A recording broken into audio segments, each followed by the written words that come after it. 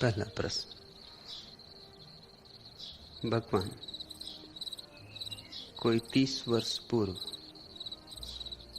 जबलपुर में किसी पंडित के मोक्ष आदि विषयों पर विवाद करने पर दद्दाजी ने कहा था कि शास्त्र और सिद्धांत की आप जाने, मैं तो अपनी जानता हूं कि यह मेरा अंतिम जन्म है। एक और अवसर पर कार्यवश वे काशी गए थे। किसी मुनि के सत्संग में पहुंचे। दद्दाजी को अजनबी प्रवचन के बाद मुनि ने पूछा, आज से पूर्व आपको यहाँ नहीं देखा? कहा, हाँ, मैं यहाँ का नहीं हूँ। पूछा, आप कहाँ से आए हैं और यहाँ से कहाँ जाएंगे? कहा, निगोद से आया हूँ और मोक्ष जाऊंगा। 5 वर्ष पूर्व हृदय का दौरा पड़ने पर माँ को चिंतित पाकर उन्होंने कहा था, चिंता न लो, अभी 5 वर्ष मेरा जीवन शेष है। भगवान, उनकी इन उद्घोषणाओं के रहस्य पर प्रकाश डालने की अनुकंपा करें। योग भक्ति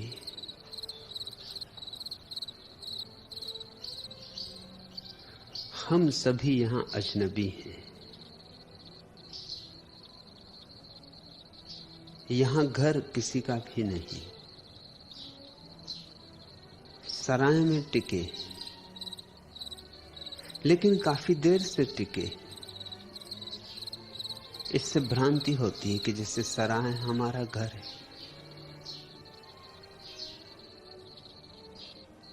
संसार सराय है, घर नहीं। हमारा आना किसी और लोक से है और हमें जाना भी किसी और लोक है। जो इतना स्मरण रख सके वो सराय में भी रहे तो भी सराय उसे छूती नहीं। वह जल में कमलवत हो जाता है और जल में कमलवत हो जाना ही संन्यास है। संसार छोड़कर भागते हैं ना समझ। संसार के साथ तादात्म्य कर लेते हैं ना समझ। समझदार न तो तादात्म्य करता है न भागता है। जागकर इतना ही जानता है कि यह हमारा घर नहीं। रात भर का बसेरा है, रैन बसेरा। सुबह हुई उड़ जाएंगे। ऐसी प्रतीति सतत बनी रहे, ऐसा भाव सघन होता रहे तो समाधि दूर नहीं, तो मोक्ष दूर नहीं, तो परमात्मा दूर नहीं।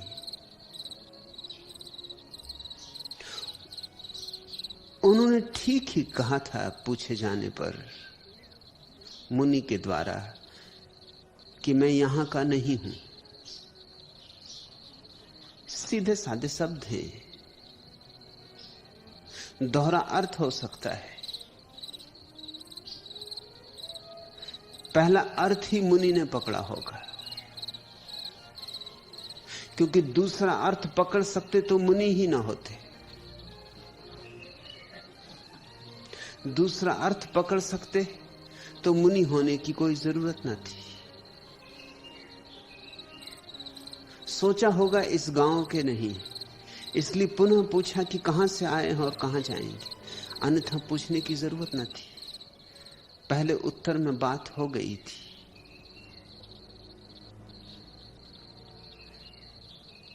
जैन दर्शन की भाषा में निगोध है वह अंधकारपूर्ण रात्रि जिससे हम आ रहे हैं, और मोक्ष है वह प्रकाशोज्वल प्रभात जिसकी ओर हम जा रहे हैं। जैसे उपनिषद के ऋषियों ने प्रार्थना की है, तमसो मां ज्योतिर्गमय।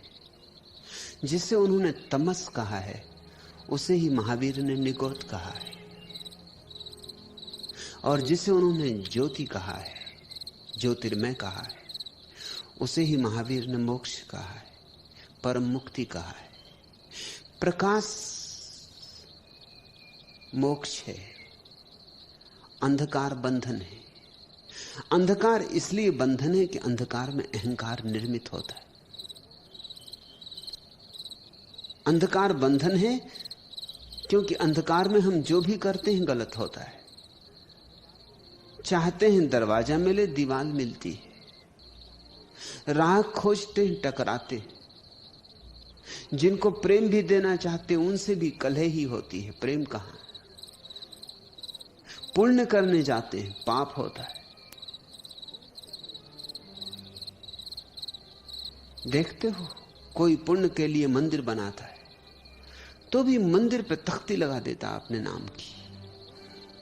वो मंदिर परमात्मा का नहीं रह जाता, वो मंदिर उसके ही अहंकार का आभूषण हो जाता। तुम्हें देश के कोने कोने में बिरला मंदिर मिलेंगे। वो कृष्ण के मंदिर नहीं, राम के मंदिर नहीं, बिरला के मंदिर है। बिरला मंदिर का क्या अर्थ होता है? मंदिर राम का हो, कृष्ण का हो, अल्लाह का हो, ठीक है, लेकिन मंदिर उसका नहीं है जो भीतर विराजमान है। मंदिर उसका है जिसके नाम का पत्थर लगा है। करने गए थे पुण्य, हो गया पाप। क्योंकि अंधकार में हम जो भी करेंगे उसमें भ्रांति सुनिश्चित है। महावीर से किसी ने पूछा है, मुनि कौन है? तो महावीर ने कहा, असुत्ता मुनि। जिसकी नींद टूट गई है, जो अब सो नहीं रहा है, जो होश में आ गया, वह मुनि, असुत्ता मुनि। इससे प्यारा सूत्र खोजना कठिन है। एक सूत्र में सारे शास्त्रों का सार आ गया, सारे ध्यानियों का उपदेश आ गया, सारे ज्ञानियों की सुगंध आ गई। असुत्ता मुनि सीधा साफ है, व्याख्या की भी कोई बात नहीं। जो नहीं सोया है वह मुनि। फिर पूछने वाले ने पूछा, फिर अमुनि कौन है? तो महावीर ने कहा, तुम खुद ही गणित बिठा लो। सुत्ता अमुनि, जो सोया है वह अमुनि है।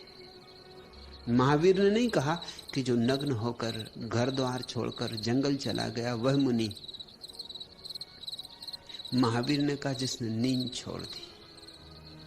ये ठीक ठीक व्याख्या हुई, ठीक ठीक परिभाषा हुई। महावीर ने यह भी नहीं कहा कि जो जैन धर्म का पालन करे वह मुनि। जो भी जाग जाए, फिर वो मुसलमान हो कि ईसाई हो कि हिंदू हो कि ब्राह्मण हो कि शूद्र हो, कोई भेद नहीं पड़ता। फिर स्त्री हो कि पुरुष हो, कोई भेद नहीं पड़ता। जागने की बात है। सोए हुए सब अमुनि है।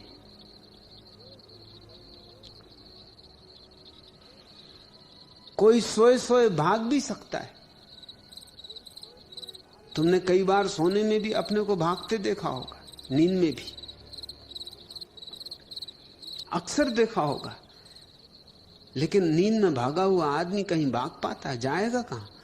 जिस खाट पे पड़ा है उसी खाट पे सुबह अपने को पाएगा। रात भर भागते रहो, ट्रेनों में सवार हो, हवाई जहाजों में यात्राएं करो, सुबह जब आंख खुलेगी तो पाओगे जहां थे वहीं हो।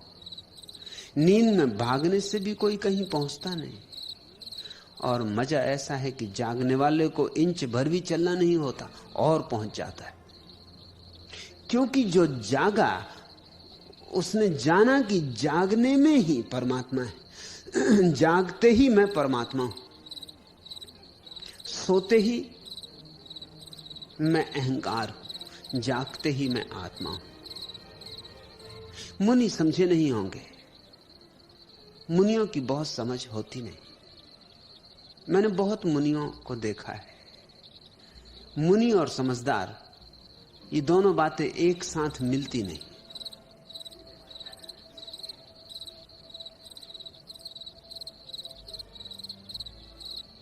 मुल्ला नसरुद्दीन एक कब्रिस्तान से निकलता था और एक कब्र पर उसने एक तख्ती लगी देखी। चौंक के खड़ा हो गया, अपने साथी से कहा कि नहीं नहीं, ये नहीं हो सकता है। साथी ने पूछा, क्या नहीं हो सकता? उसने कहा, ये जो तख्ती लगी कब्र पर कि यहां एक वकील और ईमानदार आदमी सोते, इतनी छोटी कब्र में दो बन ही नहीं सकते। उसने वक्तव्य तो एक ही वकील के संबंध में था कि एक वकील और ईमानदार व्यक्ति यहां विश्राम करता है, लेकिन मुल्ला ने कहा यहां दो आदमी नहीं हो सकते। वकील और ईमानदार एक हो, ये तो असंभव। दो ही होने चाहिए, और दो इतनी छोटी कब्र में बन नहीं सकते। मुनि और समझदार, दो व्यक्ति एक में आमतौर से नहीं होता। मुनि तो वे ही हैं जो नींद में ही संसार में थे और नींद में ही बहुत टकराहट खाने के कारण भाग खड़े हुए। लेकिन भागोगे कहां? जागो। भागने से कुछ भी ना होगा। कितने ही भागो, तुम्हारे भीतर का अंधकार तुम्हारे साथ ही रहेगा। तुम्हारी मूर्छा कैसे छूट जाएगी? दुकान छोड़ सकते हो, बाजार छोड़ सकते हो, घर छोड़ सकते हो, बच्चे पत्नी छोड़ सकते हो, क्योंकि वे पर हैं। लेकिन मूर्छा तो तुम्हारी अपनी है, अंधकार तो तुम्हारा अपना है। अंधकार से कोई विवाह थोड़ी रचाया है। अंधकार तो तुम्हारे भीतर छाया है। तुम जहां जाओगे तुम्हारा अंधकार तुम्हारे साथ जाएगा। एक कौआ भागा जा रहा था और एक कोयल ने पूछा कि चाचा जी कहां जा रहे हैं बड़ी सुबह सुबह, बड़ी तेजी से? उसने कहा मैं इस देश को छोड़कर किसी दूसरे देश जा रहा हूं, पूरब को छोड़ के पश्चिम जा रहा हूं, विलायत जा रहा हूं। क्यों? कोयल ने पूछा। तो कौवे ने कहा यहां लोग मेरे संगीत को समझते नहीं। कोयल ने कहा बेहतर हो कि आप अपना संगीत बदलो,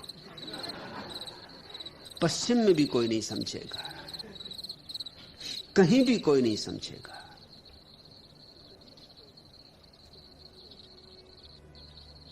कौआ शायद एक ही नाम है जिसे दुनिया की बहुत सी भाषाओं में उसकी कांव कांव के आधार पर ही नाम मिला है। हिंदी में कहते हैं कौआ क्योंकि वो कांव कांव, अंग्रेजी में कहते हैं क्रो, वो कांव कांव। कोयल ने कहा कि अच्छा हो संगीत बदलो, स्वयं को बदलो, देश बदलने से कुछ भी नहीं होगा। भगोड़े देश बदल लेते और भीतर जैसे थे वैसे के वैसे। अक्सर तो हालत भीतर और बुरी हो जाती, क्योंकि ये देश के बदलने से अहंकार और सघन हो जाता, अकड़ और मजबूत हो जाती, दंभ और धार पा जाता है। इसलिए तुम्हारे तथाकथित मुनि, साधु, महात्मा जितने अहंकारी होते हैं उतने कोई और दूसरे लोग अहंकारी नहीं होते। उनके अहंकार की बात ही और, उनका अहंकार शिखर छूता है। उनका अहंकार कोई साधारण मकान नहीं है, ताजमहल है। मुनि नहीं समझे होंगे, इसलिए फिर उन्होंने पूछा कहां से आए और कहां जाएंगे? मेरे पिता तो सीधे साधे आदमी थे, उसी सीधे साधेपन में ही साधुता छिपी है। उन्होंने फिर निवेदन किया, निगोद से आया हूं और मोक्ष जाऊंगा। निगोद है अंधकार लोक, मूर्छा का लोक,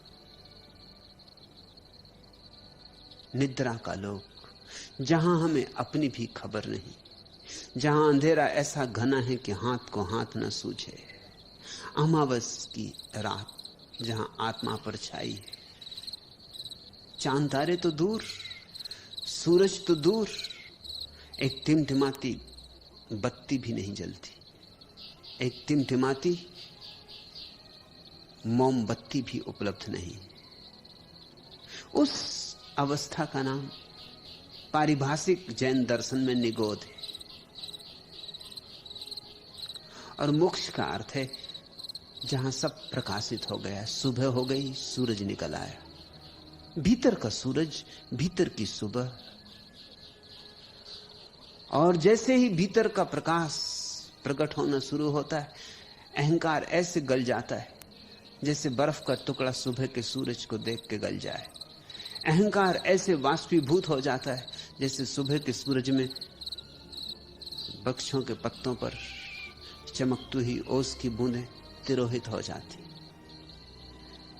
स्वयं का होना समाप्त हो जाता है और तभी स्वयं की वास्तविक सत्ता का आविर्भाव होता है। अहंकार मिटता है, आत्मा का जन्म होता है। वह अवस्था परम स्वातंत्र की है। दुनिया में दो तरह के धर्म हैं। 3 धर्म तो भारत में पैदा हुए, 3 धर्म भारत के बाहर पैदा हुए। जो भारत के बाहर धर्म पैदा हुए, यहूदी, मुसलमान, ईसाई, वे थोड़े स्थूल हैं। वे इतनी ऊंचाई नहीं ले सके। कई कारण हैं। एक तो उन्हें समय भी नहीं मिला इतना ऊंचाई लेने का। एक समय चाहिए एक ऊंचाई लेने के लिए। भारत का धर्म कम से कम 10,000 वर्ष पुराना है। ईसाइयत तो केवल 1900 वर्ष पुरानी है। यहूदी 3000 वर्ष पुराने, मुसलमान तो केवल 1400 वर्ष पुराने। समय की जो लंबाई चाहिए वह उन्हें मिली नहीं, इसलिए वे बहुत ऊंचाई नहीं ले सके। उन्होंने जो अंतिम ऊंचाई ली है वो स्वर्ग और नरक पे जाकर अटक जाती। इसलिए पश्चिम के इन तीनों धर्मों में स्वर्ग और नरक के पार कुछ भी नहीं। जो पुण्य करेगा वह स्वर्ग पाएगा, जो पाप करेगा वह नरक पाएगा। यह व्याख्या इन तीनों धर्मों को नैतिक तो बनाती है लेकिन धार्मिक नहीं बना पाती। इसलिए एक अनूठी बात तुम देखोगे, पश्चिम का आदमी ज्यादा नैतिक है, तुमसे ज्यादा नैतिक है। अगर वचन देगा तो पूरा करेगा, बात का पक्का है। जान भी देनी पड़े तो दे देगा। तुम्हें वचन देने में कुछ लगता ही नहीं।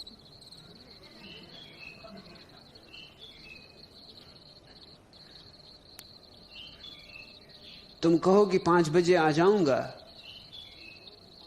तो तुम 4 बजे भी आ सकते हो, 6 बजे भी आ सकते हो, 8 बजे भी, दूसरे दिन भी, तीसरे दिन भी। तुम्हारे 5 बजे का कोई अर्थ 5 बजे का नहीं होता। तुम्हें जैसे बोध ही नहीं है इस बात का कि वचन भंग करना एक अप्रामाणिकता है। तुम हर चीज में मिलावट किए चले जाते हो। पश्चिम में कोई सवाल ही नहीं उठता। मेरे एक मित्र स्विट्जरलैंड गए तो उन्होंने होटल में कहा कि मुझे शुद्ध दूध चाहिए। होटल का बैरा थोड़ा हैरान हुआ, शुद्ध दूध उसने कभी सुने नहीं था। दूध यानी दूध। उसने पूछा कि रुकिए मैं अपने मैनेजर को बुला लाऊं। वो मैनेजर को बुला लाया। मैनेजर ने कहा शुद्ध दूध, साधारण दूध मिलता है, पेस्चराइज्ड दूध मिलता है, पाउडर दूध चाहिए वो भी मिल जाए, मगर शुद्ध दूध हमने कभी सुना नहीं। आपका प्रयोजन क्या है शुद्ध दूध से? तो उन्होंने कहा जिसमें पानी ना मिला हो। तो मैनेजर ने कहा हम कोई पागल है जो दूध में पानी मिलाएंगे? आपके देश में क्या दूध में पानी मिलाते? ये देश और भी आगे बढ़ चुका है। मैं विश्वविद्यालय में विद्यार्थी था तो जो आदमी दूध देने आता था विद्यार्थियों को, उसका एक ही बेटा था और वो बेटी की कसम खा लेता था। कोई भी उससे पूछे और उसके दूध में निश्चित पानी था, इसमें कोई शक सुबह नहीं था। उसमें दूध जैसा कुछ मालूम ही नहीं होता था, बस दूध का रंग भर था। जो भी उससे कहे कि क्या दूध में पानी मिलाया, वो कहता बेटी की कसम खा के कहता हूं। बेटा भी साथ लिए रहता था दूध का बर्तन कि ये रहा मेरा बेटा, इसके सिर पे हाथ रख के कसम खाता हूं कि नहीं दूध में पानी नहीं मिलाया। एक दिन मैंने उससे पूछा कि तू मुझसे तो सच कह दे, मैं किसी को कहूंगा नहीं। तू कसम खा लेता है बेटे के सिर पे हाथ रख के, तेरा एक ही बेटा और पक्का है कि दूध में पानी है। उसने कहा आपसे क्या छिपाना, मगर किसी को आप बताना मत। कसम खा लेता हूं क्योंकि उसमें राज है। मैं दूध में कभी भी पानी नहीं मिलाता, जब भी मिलाता हूं पानी में दूध मिलाता हूं। इसलिए कसम खाने में मुझे कुछ हर्ज नहीं। मेरे बेटे का बाल बांका नहीं हुआ, 10 साल से कसम खा रहा हूं। कोई बाल बांका तो कर दे मेरे बेटे का। वो जमाने गए जब यहां हम दूध में पानी मिलाते थे, अब तो पानी में दूध मिलाते हैं।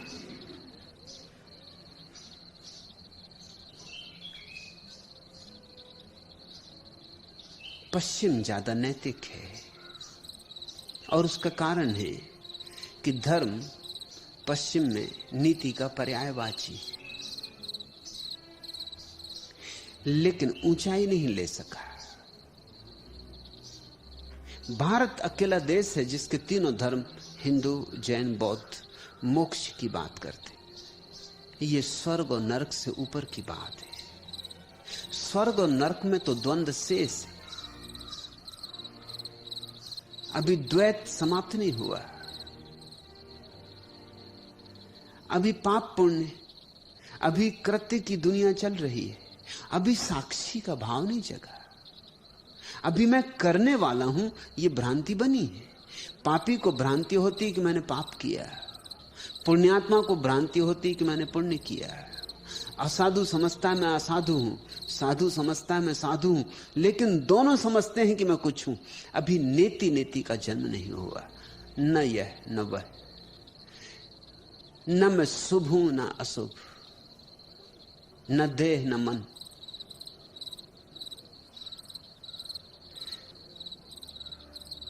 न नीति न अनीति, न पाप न पुण्य, न स्वर्ग न नरक। मैं इन दोनों का साक्षी हूं, सिर्फ दृष्टा मात्र। जैसे दर्पण में प्रतिबिंब बने, ऐसा कोरा दर्पण। इस कोरे दर्पण की अवस्था तक पश्चिम के धर्मों को उठना है। पूरब के धर्म इस कोरी अवस्था तक उठे।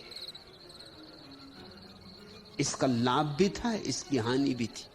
इस दुनिया में एक बात ख्याल रखनी जरूरी है कि कोई भी चीज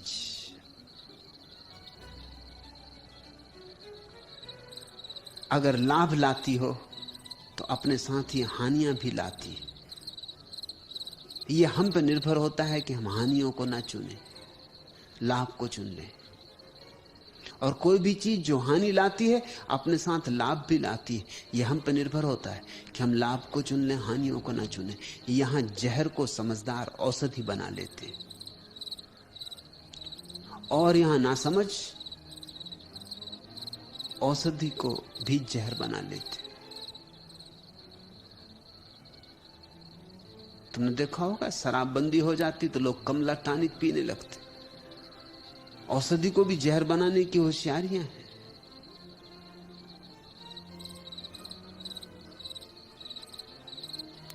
लेकिन ठीक चिकित्सक के हाथ में जहर भी लोगों को जीवनदायी हो जाता है। पश्चिम में धर्म ने नीति से ऊपर उड़ान नहीं दी, लेकिन पश्चिम के लोग चीजों से लाभ लेना जानते, इसलिए जितना लाभ ले सकते थे धर्म की नैतिकता से उन्होंने लिया।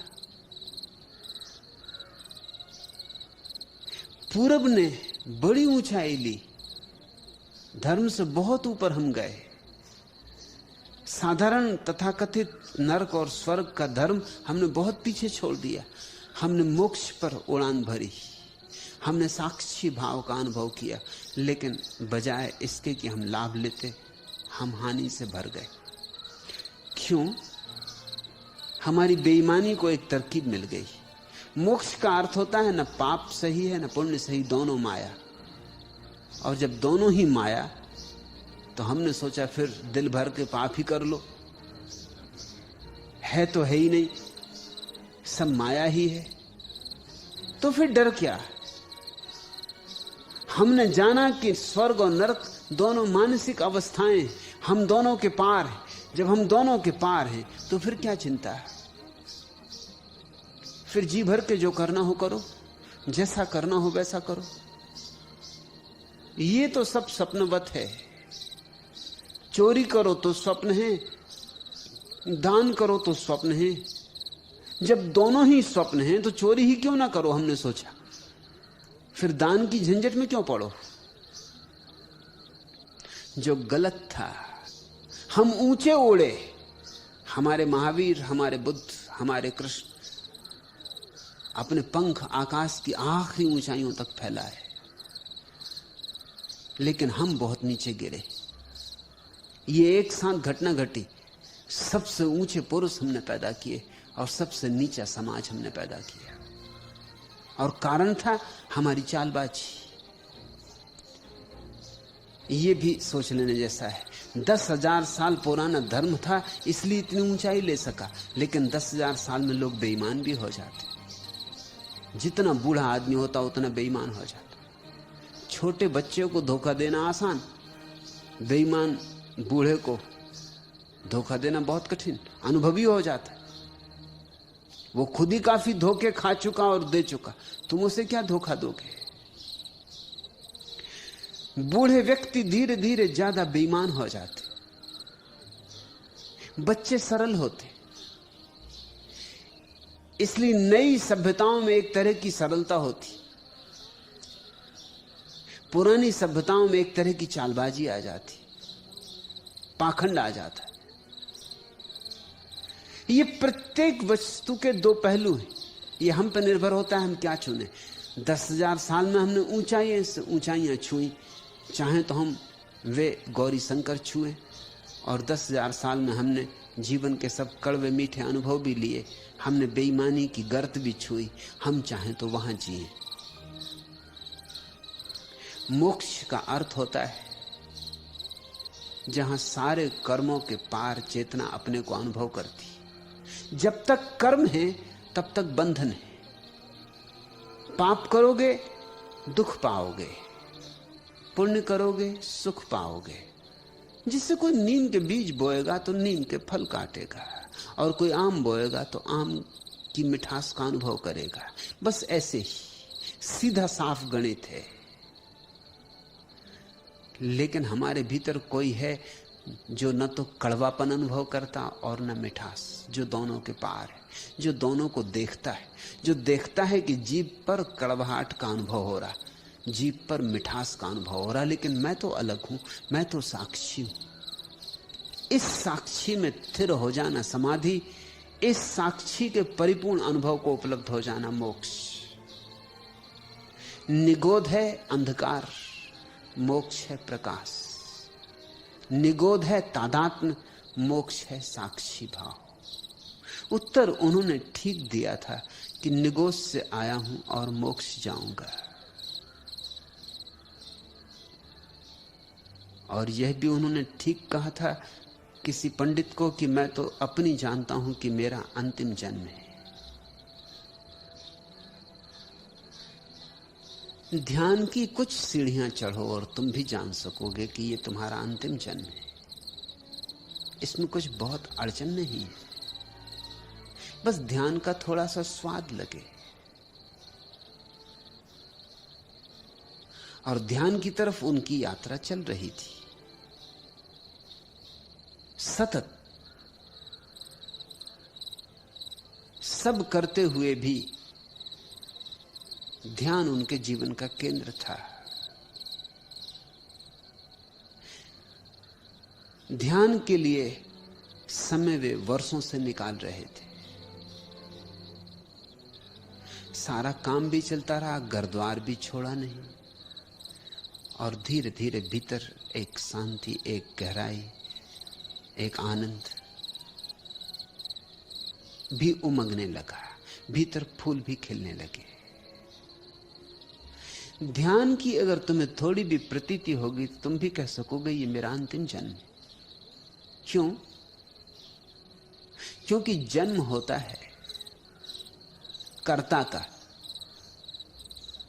और ध्यान तुम्हें अनुभव करवाता है साक्षी का। साक्षी का न कभी जन्म हुआ है न होता है। उपनिषद कहते हैं एक ही वृक्ष पर दो पक्षी बैठे, एक पक्षी नीचे की शाखा पर बड़ी चेंचें करता है, इस डाल से उस डाल पे कूदता है, इस फल को चखता है, उस फल को चखता है, बड़ी विभूचन में पड़ा है। और एक दूसरा पक्षी ऊपर के शिखर पर बैठा है, सिर्फ बैठा है। वो नीचे के पक्षी की चहल पहल, भाग दौड़, आपाधापी देखता है, बस सिर्फ देखता है। ये बड़ी प्यारी प्रतीक व्यवस्था है। ऐसे उपनिषद कह रहे हैं कि तुम्हारे भीतर भी दो पक्षी हैं, एक साक्षी और एक कर्ता। कर्ता नीचे की शाखाओं पर आपाधापी में लगा रहता, और धन कमा लूं, और पद कमा लूं, और प्रतिष्ठा कमा लूं। उसका मन भरता ही नहीं, उसे तृप्ति मिलती ही नहीं। जितने तृप्ति के उपाय करता उतनी अतृप्ति बढ़ती चली जाती। लेकिन ऊपर एक साक्षी है जो सिर्फ देखता है, इस नीचे के पक्षी की उधेड़बुन देखता है, व्यर्थ की परेशानी देखता है, सिर्फ देखता है, दर्पण की भांति है, कुछ बोलता नहीं। अब धर्म के दो रूप हो सकते हैं। धर्म का जो नैतिक रूप होगा वो नीचे के पक्षी को बदलने की कोशिश करता है, और धर्म का जो परम रूप होगा, आध्यात्मिक रूप होगा, वो ऊपर की पक्षी की याद दिलाता है। धर्म का जो आध्यात्म है वो तो कहता है इतनी भर याद तुम्हें आ जाए कि तुम्हारे भीतर एक साक्षी है, बस काफी। क्योंकि साक्षी का कोई जन्म नहीं होता। ये तो करता है जो जन्म में भटकता है, क्योंकि मरते वक्त तुम्हारी वासना तृप्त नहीं हुई होती। वासना की डोर तुम्हें नए जन्म में ले जाती। हमारे पास एक बड़ा प्यारा शब्द है, पशु। पशु शब्द को तुम सिर्फ इतना ही समझते हो कि इसका अर्थ जानवर होता है। नहीं, इतना नहीं होता। जानवर का तो अर्थ होता है जिसके पास जान है। तो जानवर तो तुम भी हो। जिसके पास जान है वो जानवर। अंग्रेजी में शब्द है एनिमल, उसका भी मतलब वही होता है। एनिमा का अर्थ होता है प्राण। जिसके पास प्राण है वह एनिमल। लेकिन हमारा शब्द बड़ा अद्भुत है। वो जानवर और एनिमल से उसका अनुवाद नहीं होना चाहिए। पशु का अर्थ होता है जो पास में बंधा, जो जंजीर में बंधा, जिसके पैरों में बेड़ी पड़ी, जिसके हाथों में जंजीर है, जो पास में बंधा, वह पशु। ये बड़ा अनूठा शब्द है। ऐसे शब्द दुनिया की दूसरी भाषाओं में नहीं है। उसके कारण है क्योंकि ऐसे लोग कम हुए दुनिया में जो ऐसे शब्दों को गढ़ सकते। जिन्होंने ये शब्द गढ़े उन्होंने इन छोटे छोटे शब्दों में न मालूम कितनी कुंजियां छिपा दी।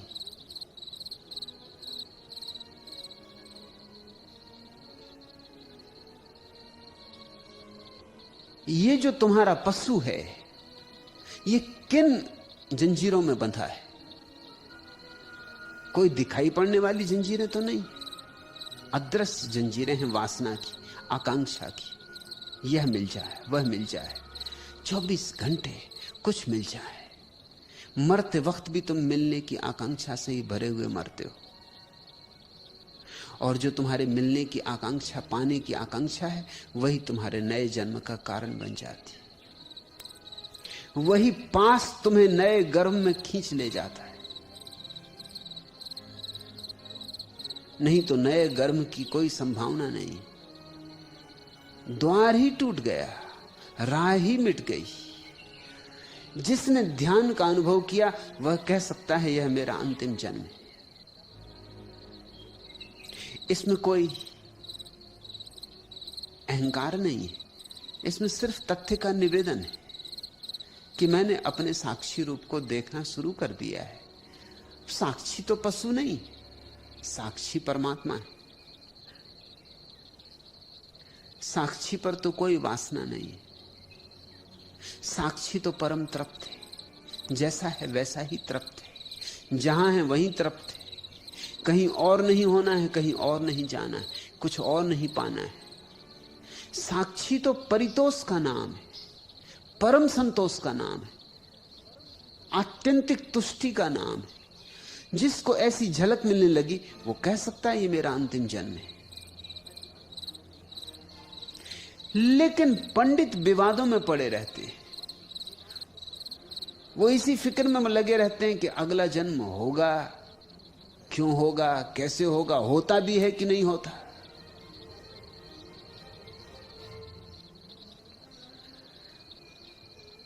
किस नियम से होता है, क्या गणित है उसका, क्या नक्शे हैं उसके, वो इसी नक्शे खींचने में, गणित बिठालने में लगे रहते हैं। पंडित से ज्यादा व्यर्थ का काम कोई दूसरा नहीं करता। उसकी सारी चेष्टा शाब्दिक होती, अनुभवगत नहीं होती। इसलिए अगर उन्होंने किसी पंडित को कहा था कि शास्त्र और सिद्धांत की आप जाने, मुझे शास्त्र का पता नहीं, सिद्धांत का पता नहीं, पर एक बात सुनिश्चित होने लगी है कि ये मेरा अंतिम जन्म। ठीक कहा था। जो शास्त्र और सिद्धांत में उलझे उन्हें ध्यान का तो समय ही नहीं मिलता। जो शास्त्र और सिद्धांत में उलझे हैं वो ध्यान तक तो पहुंच ही नहीं पाते, क्योंकि ध्यान तक पहुंचने की अनिवार्य शर्त है शास्त्र और सिद्धांत को छोड़ो, शब्द को छोड़ो तो ध्यान में पहुंचोगे। निशब्द यानी ध्यान। विचारों को छोड़ो तो निर्विचार में पहुंचोगे, निर्विचार यानी ध्यान। विकल्पों को छोड़ो कि क्या ठीक क्या गलत, निर्विकल्प हो जाओ, निर्विकल्प यानी ध्यान। पंडित ध्यान नहीं कर पाता। हां, पंडित ध्यान के संबंध में सोचता है। इसे थोड़ा ख्याल रखना। तुम जल के संबंध में कितना ही सोचो, इससे प्यास न बुझेगी। तुम चाहे जल के संबंध में बड़ी सुंदर सुंदर तस्वीरें बना लो, सागरों की तस्वीरें, अपने कमरों को जल की तस्वीरों से भर दो, सागर, सरोवर, निर्झर, जलप्रपात, लेकिन इससे तृप्ति नहीं मिल सकेगी। प्यास लगेगी तो ये तस्वीरें काम ना आएंगी। और तुम भली भांति जानते हो कि भूख लगती हो तो पाकशास्त्र को पढ़ने से नहीं मिटती। लेकिन अजीब है, आदमी जब उसे परमात्मा की भूख लगती तो वो गीता पढ़ता है, कुरान पढ़ता है, बाइबल पढ़ता है। भूख झूठी होगी। अगर भूख सच्ची होती तो तुम किसी सद्गुरु के चरण में होते, किसी प्रबुद्ध व्यक्ति का हाथ पकड़ते, ना कि पाकशास्त्र लिए बैठे रहते। और बड़े मजेदार लोग हैं, पाकशास्त्र को भी पढ़ के अगर कुछ पकाओ तो भी ठीक। लोग रोज पाकशास्त्र का पाठ करते, सुबह से रोज गीता का पाठ करते। कृष्ण होना तो दूर, अर्जुन भी नहीं होते, मगर गीता कंठस्थ हो जाती, पाकशास्त्र कंठस्थ हो जाता है। तो एक एक बात बता सकते कि रोटी कैसे पकाई जाती, मिष्ठान कैसे बनाए जाते, मगर उनका खुद का जीवन सूखा जा रहा है, कोई रसधार नहीं, क्योंकि जीवन को जो पोषण मिलना चाहिए नहीं मिल रहा है। पाकशास्त्र पोषण नहीं देते। पाकशास्त्र को घोंट के पी जाओ तो भी पेट नहीं भरेगा। बीमार भला हो जाओ मगर पेट नहीं भरेगा। धर्म शास्त्र से भी पेट नहीं भरता, आत्मा नहीं भरती। और ज्ञान और ध्यान का यही भेद है। ज्ञान है ईश्वर के संबंध में विचार, और ध्यान है ईश्वर में छलांग। ज्ञान है पाकशास्त्र और ऊहापोह, और ध्यान है सब शब्दों से मुक्ति, ऊहापोह से छुटकारा, मौन में प्रवेश। इसलिए महावीर ने अपने सन्यासियों को मुनि कहा। ये सारे शब्द प्यारे। मुनि का अर्थ जो मौन में प्रविष्ट हो गया। लेकिन कितने जैन मुनि मौन में प्रविष्ट मालूम होते? बैठे शास्त्रों को पढ़ रहे हैं और उन्हीं शास्त्रों को लोगों को समझा रहे हैं। मौन कहां है? और मुनि हो गए। आचार्य तुलसी ने मुझसे पूछा, एक प्रसिद्ध जैन मुनि ने, कि ध्यान कैसे करें। मैंने कहा आप मुनि होकर पूछते हैं कि ध्यान कैसे करें? तो मुनि कैसे हुए? और न केवल मुनि हैं आप, 700 मुनियों के गुरु हैं, आचार्य हैं 700 मुनियों के। साधारण मुनि नहीं है, महामुनि है। और पूछते हैं ध्यान कैसे करें?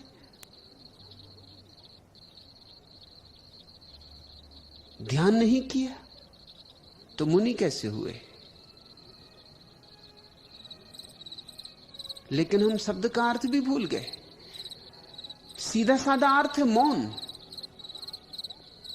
मौन को जो उपलब्ध हो जाए वह मुनि। बुद्ध ने अपने सन्यासी के लिए नाम चुना था भिक्षु। जो ऐसा जान ले कि मेरा कुछ भी नहीं है इस संसार में, वह भिक्षु। वो सम्राट भी हो सकता है तो भी भिक्षु, क्योंकि वो जानता है मेरा कुछ भी नहीं। जिसने मालकियत की भ्रांति छोड़ दी वह भिक्षु। और सन्यास का क्या अर्थ होता है? सम्यक न्यास, जिससे जीने की ठीक ठीक कला आ गई और जीने की कला में मरने की कला समाहित है। जीने की ठीक कला, मरने की ठीक कला जिससे आ गई वह सन्यासी है। और जीने की ठीक कला के लिए मुनि होना पड़े और मरने की ठीक कला के लिए भिक्षु होना पड़े। इसलिए मैंने सन्यास शब्द चुना, क्योंकि सन्यास मुनि और भिक्षु दोनों को अपने में आत्मसात कर लेता है। ये दोनों शब्दों से बड़ा है। मुनि जीवन की कला है और भिक्षु मृत्यु की कला है। बुद्ध ने अपने भिक्षु के लिए पीत वस्त्र चुने थे, क्योंकि पीला रंग मौत का रंग है। जब पत्ते मरने के करीब होते हैं तो पीले पड़ जाते। जब व्यक्ति मरने के करीब होता है तो चेहरा पीला पड़ जाता है। पीला रंग मृत्यु का प्रतीक है। इसलिए बुद्ध ने भिक्षु के लिए पीत वस्त्र चुने, क्योंकि भिक्षु की कला ही एक बात में निर्भर है, कैसे मरूं? ऐसे मरूं कि फिर दोबारा जन्म ना हो। मगर तुम ठीक से तभी मर सकते हो जब तुम ठीक से जिए हो। मरना कोई ऐसी चीज नहीं है कि बस एक क्षण में तुम साध लोगे। तुमने जीवन भर साधा हो ठीक से जीना, और ठीक से जीने के लिए मौन कला है। तुम जिए हो शांत भाव से। जगत में उठते रहे तूफान और कोई तूफान तुम्हें कपाए ना। अंधड़ चले और कोई अंधड़ तुम्हें हिलाए ना। चीजें बने और मिटें और तुम अप्रभावित रह जाओ, अस्पर्शित। ऐसा तुम्हारा मौन हो तो तुमने जीवन की कला जानी। और जो जीवन की कला जानेगा वही एक दिन मृत्यु के परम रहस्य को समझ सकेगा। मैंने सन्यास शब्द चुना क्योंकि उसमें दोनों समाहित है, जीने की, मृत्यु की कला।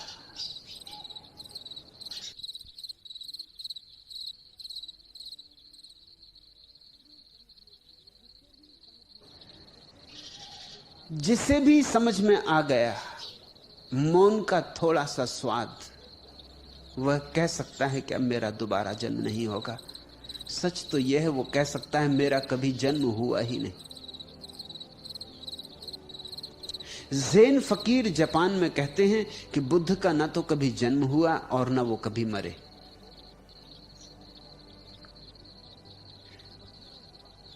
फकीरों की बातें फकीरों के ढंग से समझनी चाहिए। पंडित हंसेंगे, इतिहासज्ञ हंसेंगे, वो कहेंगे ये कोई बात हुई। हम भली भांति जानते हैं कि बुद्ध का जन्म हुआ, और बुद्ध की मृत्यु हुई। कहां जन्म हुआ वो भी हमें पता है, कहां मृत्यु हुई वो भी पता है, ऐतिहासिक प्रमाण उपलब्ध हैं। चूक गए, फकीर की बात समझे नहीं। फकीर भी नहीं कह रहा है कि बुद्ध का जन्म नहीं हुआ और बुद्ध की मृत्यु नहीं हुई। वो ये कह रहा है कि गौतम बुद्ध और सिद्धार्थ गौतम ये दो अलग व्यक्ति हैं। सिद्धार्थ गौतम है सोया हुआ आदमी, उसका जन्म हुआ और मृत्यु भी हुई। और गौतम बुद्ध वह है जागृत चैतन्य, उसकी कहां मृत्यु, कैसा जन्म, वह शाश्वत है। फकीर किसी और बात की तरफ इशारा कर रहे हैं। वे ठीक कह रहे हैं, वे साक्षी की बात कर रहे हैं और इतिहासज्ञ कर्ता की बात कर रहा है, क्योंकि इतिहासज्ञ कर्ता के ऊपर जा भी नहीं सकता। इसलिए तो इतिहास में एक कमी रह जाती। इतिहास में जो हमारे जगत के सर्वश्रेष्ठ व्यक्ति हैं वे सम्मिलित ही नहीं हो पाते, क्योंकि उनके जीवन में कृत्य बहुत नहीं होता। चंगेज खां के जीवन में ज्यादा कृत्य है, नादिर शाह और तैमूर लंग। हालांकि तैमूर लंगड़ा है मगर काम उसने खूब किए। लंगड़े ने भी बहुत उपद्रव किए, इतने उपद्रव किए कि इतिहास में लिखने योग्य काफी है। लेकिन बुद्ध के जीवन को लिखोगे तो क्या लिखोगे? एक झाड़ के नीचे 6 सालों बैठे रहे,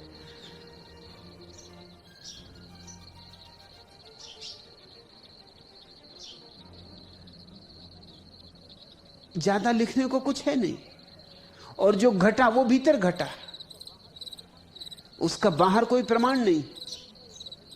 बुद्धत्व को उपलब्ध हुए लेकिन इसका कोई बाहरी साक्ष्य तो है नहीं, नापने की कोई कसौटी नहीं, मापने का कोई तराजू नहीं। जो घटा भीतर घटा। बुद्ध कहते हैं जिनको श्रद्धा है वो स्वीकार कर लें, जिनके पास आंखें हैं वो देख लें।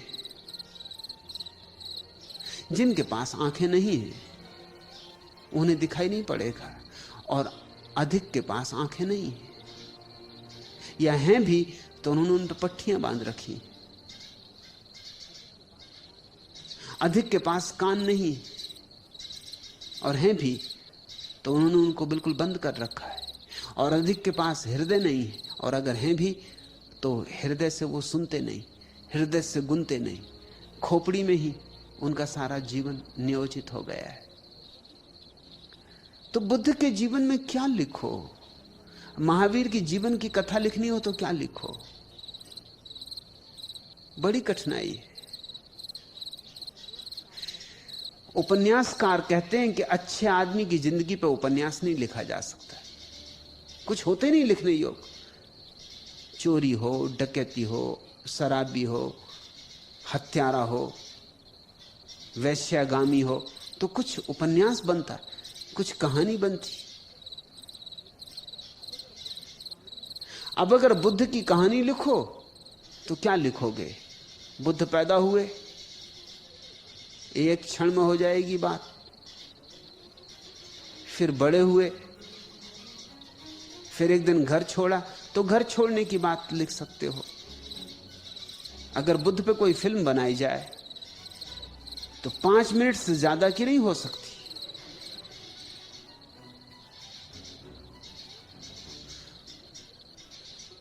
जन्म, फिर 29 साल तक कुछ नहीं, फिर 29 साल तक फिल्म में सिर्फ कैलेंडर एकदम तेजी से सरकता रहेगा। 29 साल के बाद एक रात घर छोड़ दिया, फिर 6 साल तक सन्नाटा, फिर कैलेंडर सरकता रहेगा, फिर 6 साल के बाद एक दिन बुद्धत्व का अनुभव। इसको भी कैसे कहोगे? बुद्ध बैठे हैं वृक्ष के नीचे और पर्दा एकदम झक सफेद हो जाएगा, बुद्धत्व उपलब्ध हो गया, अब कुछ कहने को बचता नहीं। जो दर्शक आए हैं पर्दा भी फाड़ देंगे, कुर्सियां तोड़ देंगे, मैनेजर की पिटाई करेंगे कि ये कोई फिल्म हुई, पैसे वापस करो। ऐसा हुआ है, कुछ इस तरह के प्रयोग किए गए हैं। पश्चिम में एक फिल्म बनाई गई वेटिंग फॉर गोडोट।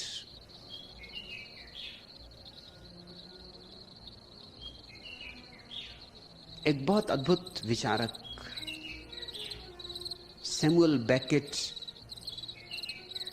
की कहानी पर निर्भर है वेटिंग फॉर गोडोट। गोडोट सिर्फ याद दिलाने को है गार्ड शब्द की, लेकिन गार्ड शब्द का उपयोग नहीं किया बेकेट ने। गोडोट अपनी तरफ से बना लिया एक शब्द जिससे तुम्हें सिर्फ ख्याल आ जाए कि यहां कुछ इशारा है ईश्वर की तरफ। ईश्वर की प्रतीक्षा। ईश्वर यानी वह जो न कभी आता न कभी दिखाई पड़ता। तो दो आदमी एक झाड़ के नीचे बैठे और प्रतीक्षा करते। एक बोलता है अभी तक गोडोट आया नहीं, दूसरा कहता आता ही होगा, जब उसने कहा है तो आएगा। फिर थोड़ी देर सन्नाटा रहता है, फिर पहला पूछता है कि भाई अभी तक आया नहीं, समय भी निकला जा रहा है। दूसरा कहता मेरा सिर न खाओ, मुझे भी दिखाई पड़ रहा है कि अभी तक नहीं आया, लेकिन अब हम करें भी क्या, जब आएगा तब आएगा। प्रतीक्षा के सिवाय करने को है भी क्या। प्रतीक्षा चलती रहती, सन्नाटा गुजरता रहता, दोनों बैठे झाड़ के नीचे, ना कोई आता ना कोई जाता। फिर तीसरा कहता है कि मेरा तो मन उबने लगा, मैं तो सोचता हूं कि यहां से चला ही जाऊं। तो पहला उससे कहता तू चले भी जाओ, मेरा सिर तो मत खाओ। एक तो ये परेशानी कि जिसकी प्रतीक्षा वो नहीं आता, एक तुम हाथ लगाए रहते हो, जहां जाना हो जाओ, मगर दूसरा जाता नहीं। थोड़ी देर बाद पहला पूछता जाते क्यों नहीं, वो कहता जाऊं भी तो कहां जाऊं, यही वहां भी होगा। फिर बैठ के प्रतीक्षा करो, यहां कम से कम 1 से 2 भले, थोड़ी बातचीत तो हो लेती। बस ऐसी ही कहानी चलती रहती, न कभी कोई आता, न कभी प्रतीक्षा का कोई फल मिलता। इस पे फिल्म बनाई गई।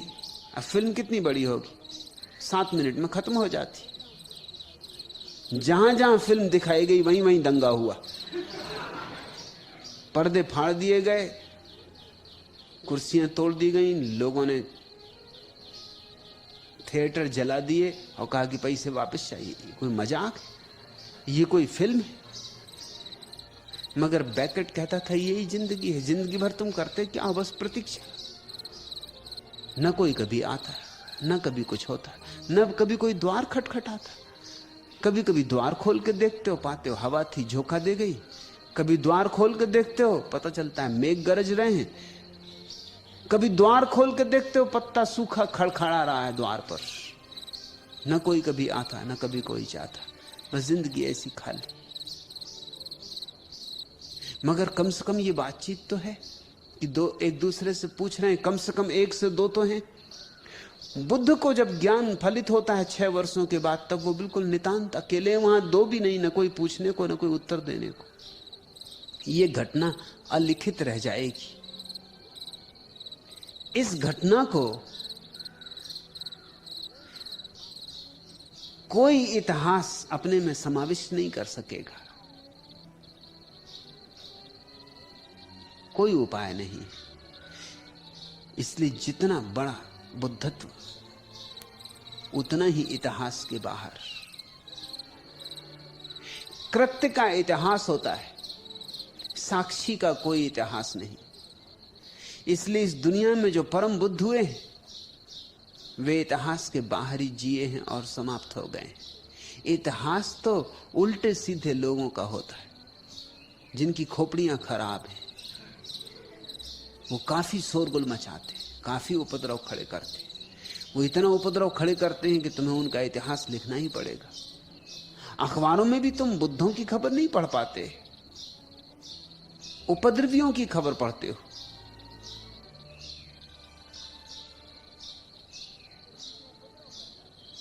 क्योंकि जो उपद्रव करता है वो कुछ घटना घटवाता है, घेरा डलवा दे, हड़ताल करवा दे, घेराव करवा दे, चीजें तोड़वा दे, फुड़वा दे, दंगा फसाद करवा दे, हिंदू मुस्लिम दंगा हो जाए,